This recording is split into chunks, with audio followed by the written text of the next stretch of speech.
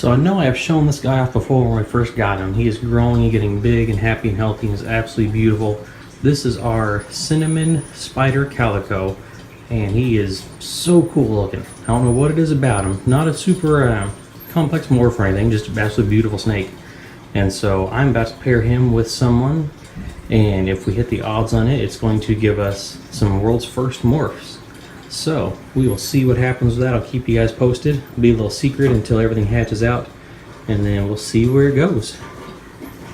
Yani siz kendi hayatınıza dair bir şey rüyamda gördüm. Hani sonrasında oldu diyebileceğiniz bir olay var mı? Var Her da şey mi çıkıyor? Hepsinin de ya benim yaşadığım hepsinin şahitleri var. Yani mesela havada durdum, şahitleri var. Havada nasıl Havada duruyorsunuz? durdum. Mesela otobüsüne gidiyorduk. Kayseri'ye gidiyorduk. Bana bir hal geldi. Ben havada. Adı ne arkadaş? Bundan şahidi var. Beyefendi, şimdi bakın hiç hani demiş ya, ben Halep'te 70 arşın atlıyorum demiş adam.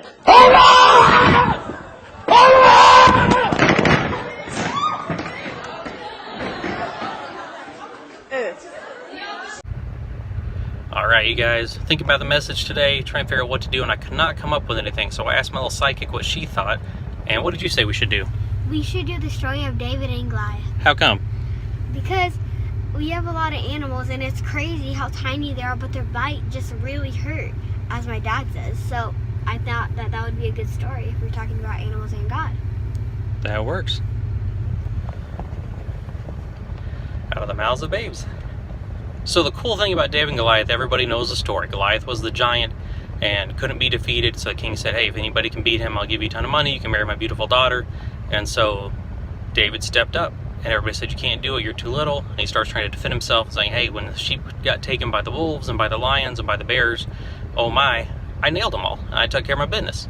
And so he went out, and everybody knows how it goes. He nailed the giant in the head, the giant went down, then David cut his head off. And so it's a crazy story, though, because so many times in the Bible, we look at all these different people who just come from these backgrounds that are people that you wouldn't think should be used by God for anything.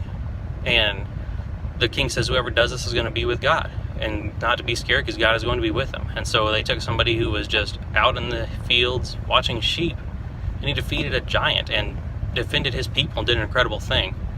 But the coolest thing about all of this is that through all of this, through everything happening, David wasn't scared. And he wasn't scared because instead of looking at Goliath and looking at the giant, looking at his power, and looking at everything he could do, he never worried about it. He focused on God, and he focused on God's power and what God can do.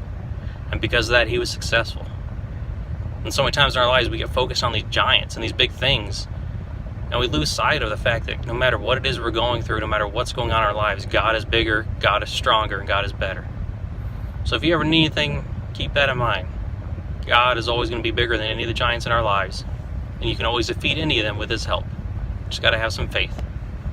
If there's anything we can do for you, if you need prayer, if you have any giants in your life that you need help slaying, or you need prayer, or you need support, or you need love, or absolutely anything, please feel free to reach out anytime. We are always here for you.